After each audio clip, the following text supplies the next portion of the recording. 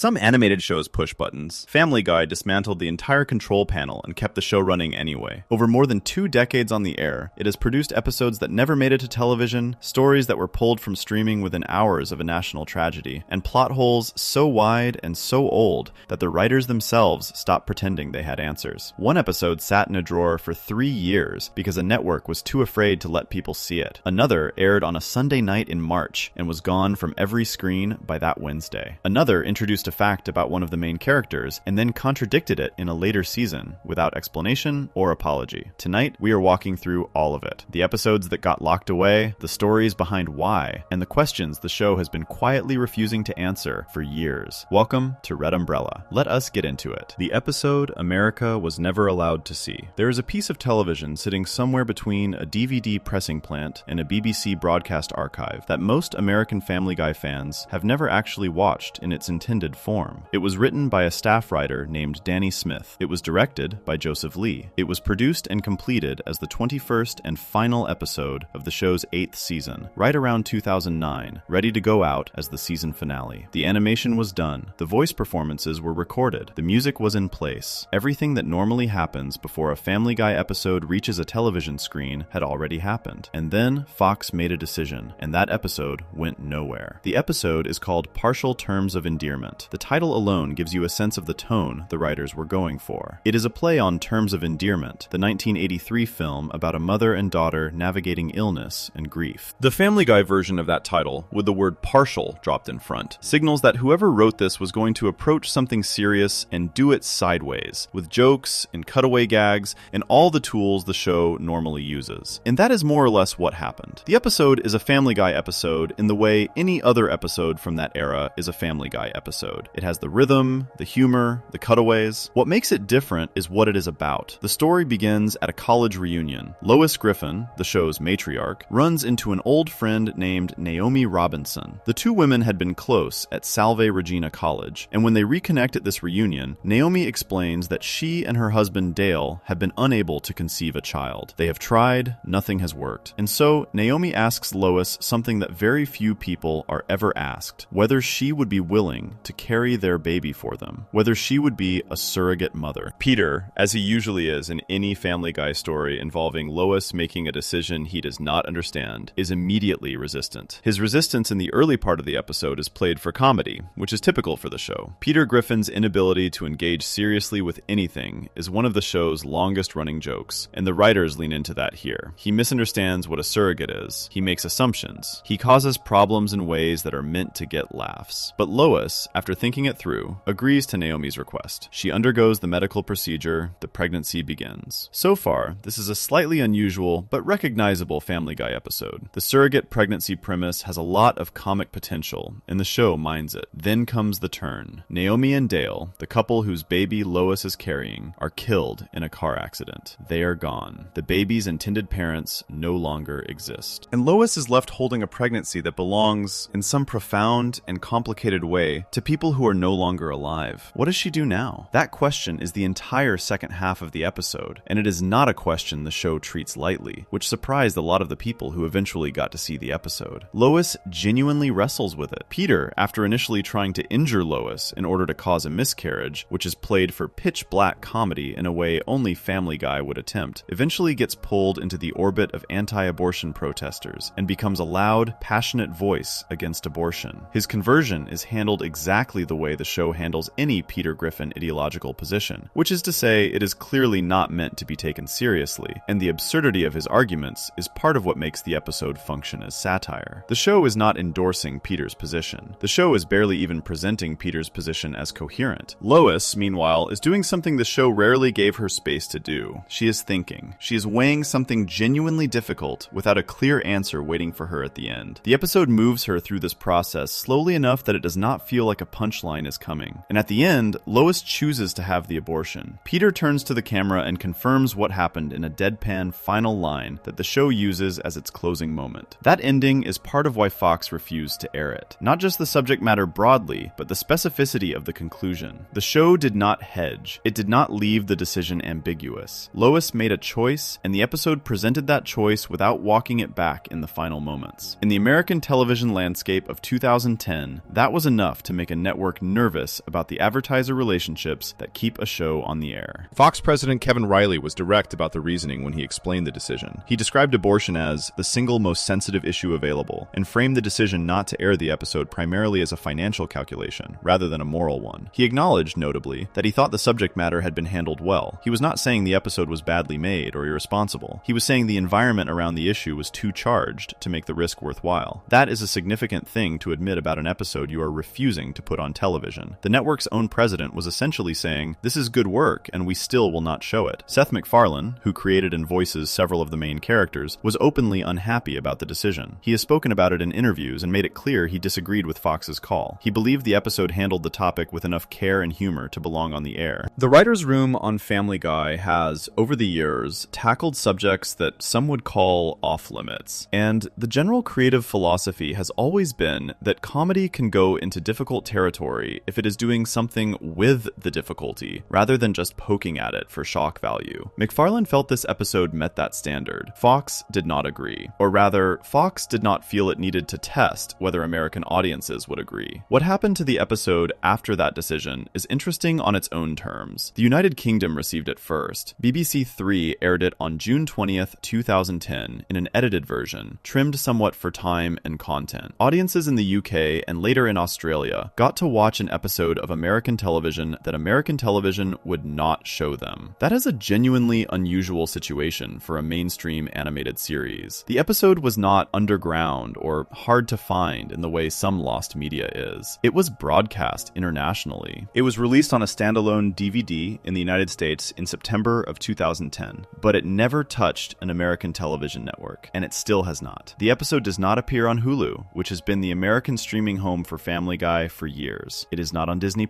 It is not available through the FX networks. A brief clip from the episode appeared in a 2012 retrospective special called 200 Episodes Later, which was the closest most American viewers had come to seeing any part of it through a traditional channel. For everyone else, the path to watching it runs through the DVD release or through international streaming options, where it has appeared in different forms over the years. What makes this particularly worth sitting with is not just the controversy, but what the episode's existence says about the show's creative ambitions during that period. Season 8 of Family Guy is not generally remembered as the show's most artistically adventurous run. By 2009, the show had settled into a rhythm that its critics sometimes described as formulaic. Cutaway gags, Peter Griffin behaving badly, a reset at the end of each episode. Partial Terms of Endearment breaks that rhythm in a meaningful way. It asks the audience to follow Lois through something that actually costs her something. It keeps the comedy in place, but allows the weight of the situation to accumulate alongside it. That is harder to do than it sounds. Family Guy had attempted serious subject matter before, and would attempt it again, sometimes with results that landed well, and sometimes with results that drew sharp criticism. This episode, based on the accounts of those who saw it and the critical attention it received after the DVD release, managed the balance more carefully than many expected from a show with that reputation. The writers knew what they were doing with the subject. They had thought about it. The episode works on a level beyond provocation. None of that changed Fox's calculation. The advertising environment, the political sensitivity of the abortion debate, and the network's estimate of the potential fallout all pointed in the same direction. Kevin Riley's explanation was calm and businesslike. It was not worth the trouble. The episode was finished, competent, and in his own assessment, handled well, and it was still not worth the trouble. There is something almost instructive about that. The episode did not get pulled because it was mean-spirited or sloppy or factually wrong. It got pulled because the subject it engaged with was too alive, too contested, too capable of generating the kind of attention that makes advertisers uncomfortable. The show had spent years pushing at limits and getting away with it, partly because the things it pushed at were usually controversial in ways that felt contained. Partial Terms of Endearment pushed at something that had no containment. It went to the center of one of the most enduring arguments in American public life and took a side, and that was something a broadcast network in 2010 decided it could not absorb. For viewers who did eventually find it, the episode tends to land differently than expected. People who go in expecting the most offensive thing the show ever made usually come out having watched something that is, by Family Guy standards, fairly thoughtful. The jokes are there, the absurdity is there, but underneath it is a real argument being made with some care. That gap between what was feared and what was actually in the episode is part of why the story of this episode has stayed interesting for more than 15 years. It is the only Family Guy episode that has never aired in the United States on any network in any form. One episode across a run that has now stretched past 500 episodes. That is the scale of what happened here. One story about one woman making one very difficult decision was enough to make an entire network look away. Before we move on, if you're enjoying this analysis, please consider subscribing. It helps the channel tremendously. That was the story of the one Family Guy episode America never got to see. An episode finished, reviewed, and quietly shelved because the subject it tackled was too charged for a broadcast network to risk. Next, we go back even further to an episode that sat in a locked drawer for 3 full years, not because of what it said about abortion, but because of what it said about faith, money, and one of the oldest stereotypes in American culture. Section 2, the episode that sat in a drawer for 3 years. Family Guy has a complicated relationship with its own early years. The show that exists today, the version that has been running continuously since 2005, is in many ways a different animal from the show that first appeared on Fox in January of 1999. The early seasons moved differently. The jokes landed in a different rhythm. The characters, while recognizable, were still being figured out by the writers who created them. Season 2 and Season 3 of Family Guy, for all their rough edges, contained some of the most interesting creative decisions the show ever made,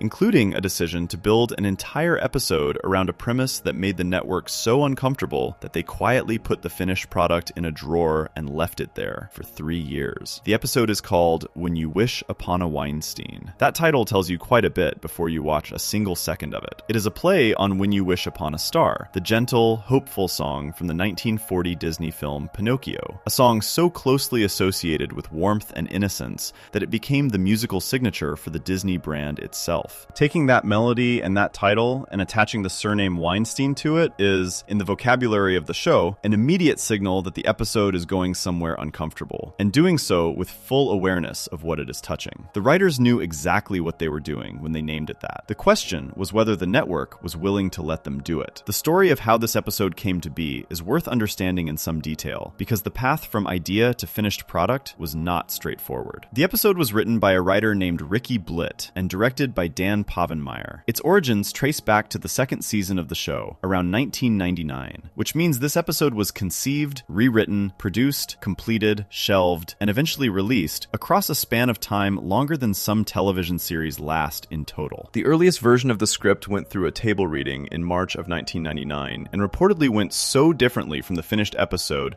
that it was essentially scrapped and rebuilt from the ground up. The original draft involved a different story structure, a different framing device, different musical content, and a version of the character Max Weinstein who was more broadly Jewish in his mannerisms and speech. That version did not survive the table reading. The episode was reassigned a new production code, reworked substantially, and eventually became what it is today. What it became is an episode centered on a familiar Family Guy premise. Peter Griffin is in financial trouble. His handling of the family's money has been, as it usually is, catastrophically poor. He is frustrated and desperate, and looking for a solution that requires no real effort on his part. In a moment that the episode frames with obvious comedic intent, Peter looks at the world around him and arrives at a conclusion. What he needs is a Jewish accountant. His logic, laid out early in the episode, is built entirely on stereotype. He has absorbed, somewhere, the idea that Jewish people are particularly skilled with money, and he has decided to treat this as straightforward fact, rather than as the kind of assumption a reasonable person would examine. He gets his wish. Peter meets Max Weinstein, a Jewish accountant voiced by Peter Riegert, who is a genuinely decent person. Max helps Peter get the family's finances in order. He is competent, kind, and in no way defined by the stereotype Peter projected onto him at the start. The friendship that develops between Peter and Max is, by Family Guy standards, handled with some care. Max is not a punchline. He is a character. The show is, in a roundabout way, using Peter's absurd initial assumptions to set up a situation where those assumptions are quietly dismantled by simply spending time with an actual human being. Then comes the part that made things complicated. Peter, inspired by his friendship with Max, and convinced that Judaism carries some kind of practical benefit, decides that he wants Chris to convert. His reasoning is as muddled as his reasoning for anything else, but the essential logic is that if Jewish people are, in Peter's mind, reliably successful, then making his son Jewish will make his son successful. Lois, who throughout the episode functions as the voice of basic common sense, tries to stop him. She tells him that success has nothing to do with religion. Peter does not listen, because Peter never listens, and he takes Chris to Las Vegas to arrange a bar mitzvah through channels that the episode makes clear are not exactly kosher in either the literal or figurative sense. Throughout all of this, the episode is doing something that requires a certain amount of confidence to attempt. It is making jokes about Jewish identity, Jewish stereotypes, and Jewish culture, while simultaneously using Peter's ignorance as the comedic and moral target rather than Jewish people themselves. The show is not laughing at Max Weinstein. It is laughing at Peter Griffin for being the kind of person who approaches a human being as a category rather than as a person. That distinction is real and meaningful, and it is what Seth MacFarlane pointed to when he explained on the DVD commentary for the episode that he had shown the script to 2 rabbis before production. Both of them, according to MacFarlane, approved the episode. Their reasoning, as MacFarlane reported it, was that Peter learns the right lesson at the end. The episode does not conclude by validating Peter's stereotypes. It concludes with Peter having been corrected, gently but clearly, by the experience of actually knowing someone. Fox's executives were not so sure. After the episode was completed in 2000, the network made the decision not to air it. Their concern, as it has been reported, was that regardless of the episode's internal logic or its ultimate moral position, the content could be perceived as anti-Semitic by viewers who might not engage with the nuance of the joke. The fear was not about what the episode was doing, but about how it might land. That is a different kind of concern than the one that kept Partial Terms of Endearment off the air. With the abortion episode, Fox was worried about advertiser backlash from a politically charged subject. With this episode, they were worried about something more reputational. The possibility that a joke about Jewish stereotypes, even one directed at the person holding the stereotype, rather than at Jewish people, could generate the wrong kind of attention. And so, the episode sat. Family Guy was canceled by Fox in 2002, brought back through DVD sales and Adult Swim reruns in 2004 and 2005, and during that gap between cancellation and revival, the episode finally found an audience. Adult Swim aired it in November of 2003, roughly 3 years after it was produced. Before that airing, MacFarlane recorded a brief on-air introduction in which he described the episode, with some wry humor, as one Fox had refused to show because they considered it too risky. He added that, in his experience, too risky at Fox tended to mean anything that did not involve a famous socialite draped across the hood of a car. The joke landed, the episode aired, audiences watched it, and found, as many would later note, that it was considerably less offensive in practice than its reputation had suggested. Fox eventually aired a censored version of the episode in December of 2004, after the show had returned to production. The censored version made one significant change to the episode's most memorable musical moment. Peter, early in the episode, sings a song called I Need a Jew, set to the melody of When You Wish Upon a Star. In the original version of the song, one of the lyrics contained a reference to Jewish people having killed Christ, phrased in a way that acknowledged the stereotype while making clear it was Peter's ignorance speaking. The Fox television version changed that lyric. The original line became something softer, with the word not inserted to reverse the meaning entirely. The DVD version and the Adult Swim version kept the original lyric intact. The Fox version did not. That lyric change matters because it is a window into how the network understood the episode's risk. They were not willing to broadcast the original line, even in a context where it was Peter Griffin saying it, which means it was obviously not intended to be taken seriously. The fear was that the lyric, stripped of its satirical framing, could be clipped and circulated in a way that made the episode look like something it was not. That is a reasonable anxiety in the age of selectively edited video, and it explains why even after finally agreeing to air the episode, Fox softened the one element they considered most vulnerable to misrepresentation. On top of all of that, the episode generated a lawsuit that had nothing to do with anti-Semitism and everything to do with the song itself. In October of 2007, the Bourne Company, which owns the copyright to When You Wish Upon a Star, filed suit against Fox, the Cartoon Network, Seth MacFarlane, the show's composer Walter Murphy, and several other parties. The company's argument was that I Need a Jew was not a legitimate parody, but rather copyright infringement dressed up as one. They claimed the altered lyrics, which they described as anti-Semitic, had damaged the reputation of the original song, a song closely associated with the Disney brand and its identity as a purveyor of wholesome, family-friendly entertainment. The Bourne Company was asking the court to stop the episode from being distributed and to award damages. The case went to the United States District Court for the Southern District of New York. In March of 2009, Judge Deborah Batts ruled in favor of the defendants. Her ruling found that I Need a Jew was a legitimate parody under copyright law, that it was transformative in nature, and that it could not reasonably be said to substitute for or damage the market for the original song. The court's reasoning noted that the two songs served entirely different functions, and that no one listening to I Need a Jew was likely to reach for it as a replacement for the Pinocchio classic. Fox and MacFarlane won the case. The episode remained in distribution. The story of When You Wish Upon a Weinstein is, in some ways, a longer and stranger journey than the story of Partial Terms of Endearment. The abortion episode was completed, refused, and has remained frozen in that state ever since. This episode episode was completed, refused, released by a different broadcaster, eventually aired in censored form by the network that originally refused it, generated a lawsuit that went through the federal court system, and finally emerged with a legal ruling attached to its name. It is an episode that cost more in time, legal fees, and institutional anxiety than almost any other half-hour of animation the show ever produced. And most people who eventually watched it described it as less controversial than expected, which may be the most Family Guy thing about the whole situation. What the episode actually is, underneath all of its history, is a story about the difference between a stereotype and a person. Peter begins the episode with an idea about Jewish people that is not based on knowing any Jewish people. He ends it having met one and having understood, in the limited way Peter Griffin ever understands anything, that the idea and the person are not the same thing. The joke is always on Peter. It was designed to be on Peter. 2 rabbis said so before the episode was even produced. None of that stopped it from spending 3 years in a drawer, generating a lawsuit, and arriving on Fox television with a lyric changed and a content warning attached. That is the life of an episode that, by its own network's eventual admission, was probably fine to air in the first place. Before we move on, if you're enjoying this analysis, please consider subscribing. It helps the channel tremendously. That was the story of an episode that traveled through 3 years of silence, a different network, a copyright lawsuit, and a censored broadcast before most American audiences ever got to see it. Next, we move forward about a decade to an episode that made it to air without any trouble at all until a single Tuesday morning in April changed everything and sent it disappearing from every screen within hours. Section 3, the episode that got caught in a real tragedy. Most of the time when a television episode disappears, there is a decision involved. Someone in a boardroom or an executive office makes a call, weighs the risk, and signs off on pulling it. The episode discussed in the previous section took 3 years to reach an audience because a group of executives decided, after the fact, that the content was too sensitive for television. The episode before it never aired in the United States at all because a network president made a financial calculation and walked away from it. Both of those cases involved deliberate choices made by people with the authority to make them. The story of Turban Cowboy is different. This is a case where an episode aired without incident, sat in the archives like every other episode from that season, and then found itself caught in the middle of a national catastrophe through a combination of dark coincidence and deliberate manipulation by someone who had nothing to do with the show at all. The episode did not disappear because anyone decided it should. It disappeared because events moved faster than anyone was prepared for, and by the time the dust settled, keeping it on streaming platforms felt impossible. The episode is the 15th of Family Guy's 11th season. It aired on Fox on the evening of Sunday, March 17th, 2013. Written by Artie Johan and Sean Reese, and directed by Joe Vox, it follows a familiar Family Guy structure, where Peter Griffin finds himself in a situation that escalates far beyond anything reasonable and ends in chaos. The story begins at the Drunken Clam, the bar where Peter and his friends spend a significant portion of their lives. The group decides they want to do something different, something that breaks the routine of their ordinary days. They land on skydiving. Peter takes to it immediately. He keeps going back, jumping out of planes with the specific kind of enthusiasm he brings to anything new before it inevitably falls apart for him. One of his landings goes badly, and he ends up in a hospital. While recovering, he meets a man named Mahmoud, a Muslim man voiced by Omid Abtahi. The two get along well. They find things in common. Mahmoud introduces Peter to aspects of Islamic culture, and Peter, in the characteristically impulsive way he approaches everything, decides he wants to convert to Islam. He begins studying. He takes it seriously, or at least he takes it seriously by Peter Griffin standards, which is its own kind of qualifier. Quagmire and Joe, watching this unfold, are suspicious of Mahmoud from the beginning. Brian, functioning as the episode's moral voice on this particular point, calls them out for their suspicion. He tells them they are being prejudiced, that their assumptions about Mahmoud are based on nothing more than his religion and his ethnicity, and that this is not a reasonable way to judge a person. The episode at this point seems to be setting up a story where Quagmire and Joe are wrong and Brian is right, where the prejudice of Peter's friends will be exposed as baseless. Then the episode turns. Mahmoud is not who he appeared to be. He is connected to a terrorist organization,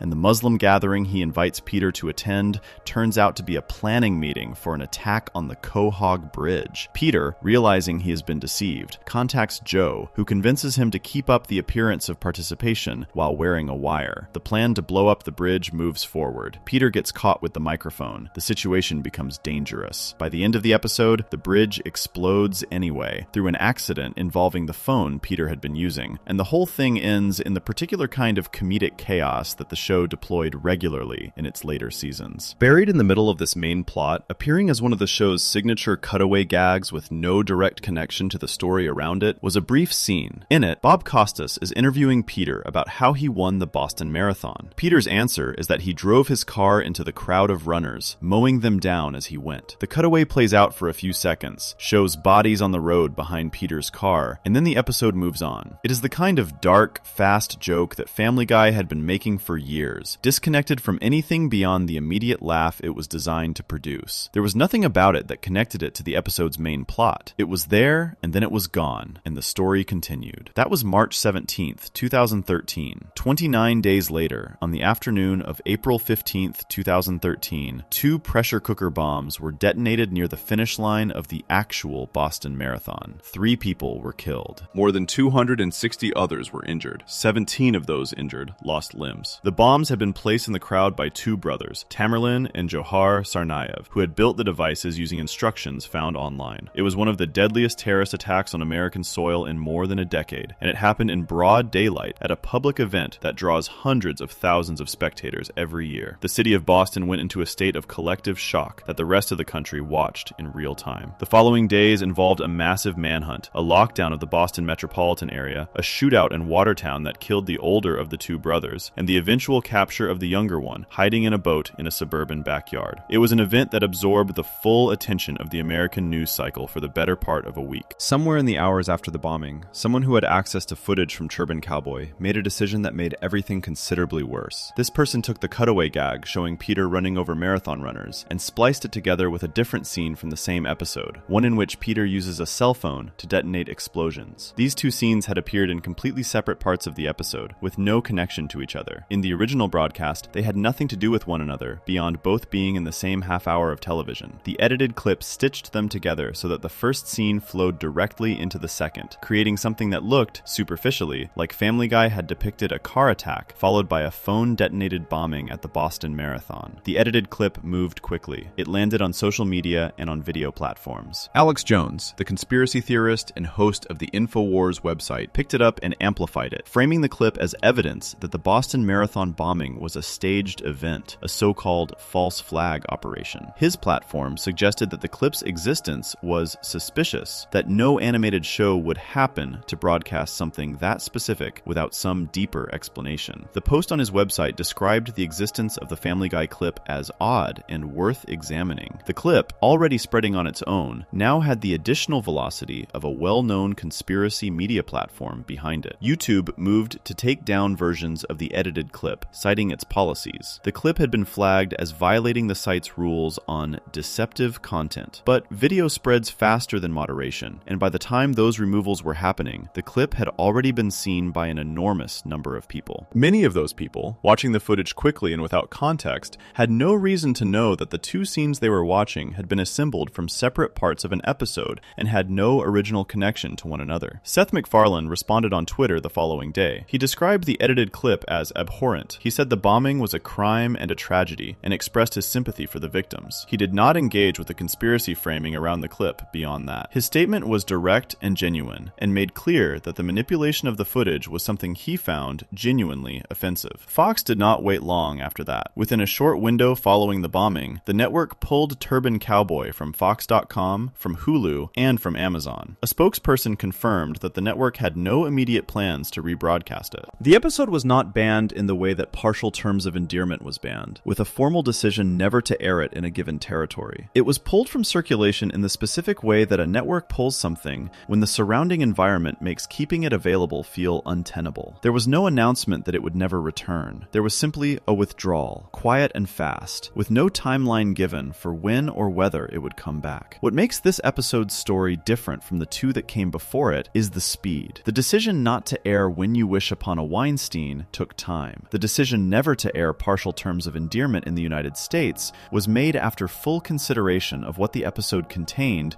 and what airing it might cost. The decision to pull Turban Cowboy happened overnight, driven not by anything the episode actually was, but by what a piece of edited footage made it appear to be. The episode was, in a meaningful sense, collateral damage. It got caught between a real tragedy and a bad faith manipulation of its own content, and the network made the only decision that felt possible in the moment. The episode itself, watched without the context of of everything that followed its original broadcast, is not among the most celebrated episodes from that era of the show. Critics at the time noted that its handling of a Muslim character who turns out to be a terrorist was blunt in ways the show had not always been when dealing with sensitive subjects. The AV Club gave it a D. The reviewers' point was that the show, in its earlier seasons, had found ways to engage with stereotypes and religion that felt purposeful and had some craft to them. The Weinstein episode, whatever its complications, had been built around a clear argument about the difference between a stereotype and a person. Turban Cowboy, in the assessment of critics who covered it at the time, seemed to validate the suspicions of the characters who were supposed to represent prejudice, which undercut whatever point the episode had been trying to make about prejudice. That critical reading matters because it sits alongside the episode's fate in an interesting way. The episode was pulled from streaming because of a fake video that made it look like it had predicted a bombing. The fake video spread partly because the episode already contained scenes taken individually and out of context that could be arranged to resemble something sinister. The raw material for the deceptive edit was there because the episode had made certain choices about what to put on screen. None of that means the people who made the episode did anything wrong. A cutaway gag about the Boston Marathon was not, in March 2013, obviously more dangerous than any other dark joke the show had made. Nobody could have anticipated that a real attack at that specific event would happen within a month of the broadcast. The episode eventually returned to streaming platforms. FX and Cartoon Network brought it back into rotation after some time had passed, and the immediate intensity of the situation had faded. It is available now, but the weeks it spent pulled from every platform are part of its permanent record. A short period when a cartoon episode became, through no real fault of its own, a piece of evidence in an argument nobody at the show had invited and would not have wanted any part of. That is a strange kind of notoriety. The episode did not earn it through what it was. It earned it through what someone else briefly made it appear to be. Before we move on, if you're enjoying this analysis, please consider subscribing. It helps the channel tremendously. That was the story of an episode that made it to air, survived its original broadcast, and then got swept up in a tragedy and a conspiracy theory that had nothing to do with the people who made it. Next, we look at an episode that caused a completely different kind of controversy, one where the show tried to handle something serious on its own terms, and the reaction from journalists and critics was sharp, specific, and almost immediate. Section 4. The episode that made journalists angry. Every episode covered so far in this series had something in common. Each one either never made it to American television, got pulled from streaming after a tragedy, or spent years locked away before finding an audience through a different broadcaster. The controversy around each of those episodes was, in some important sense, about what the show might do. Executives worried about what viewers might think. Advertisers worried about what association might cost them. The episodes in question were assessed as risks before they ever had a chance to land in front of an audience. The episode this section is about went through none of that. Nobody at Fox pulled it. Nobody raised concerns during production about whether it should exist. It aired on the evening of Sunday, October 30th, 2011, on the show's regular schedule as the third episode of season 10. By the following morning, it had generated some of the most sustained and specific criticism the show had received in years, not from a conservative watchdog group or an advertiser, but from journalists, domestic violence advocates, and television critics who watched it and came away genuinely unsettled by what they had seen. The episode is Screams of Silence, the story of Brenda Q, written by Alex Sulkin and directed by Dominic Bianchi. It is the one Family Guy episode that attempts to address domestic violence, not as a joke within a larger story, but as the central subject of an entire half hour. The show had touched on dark relationship dynamics before. The treatment of Meg Griffin, which involves her own family dismissing and belittling her consistently across many seasons, was something the show played for comedy without ever fully examining. Quagmire's character, who pursues women in ways the show sometimes frames as predatory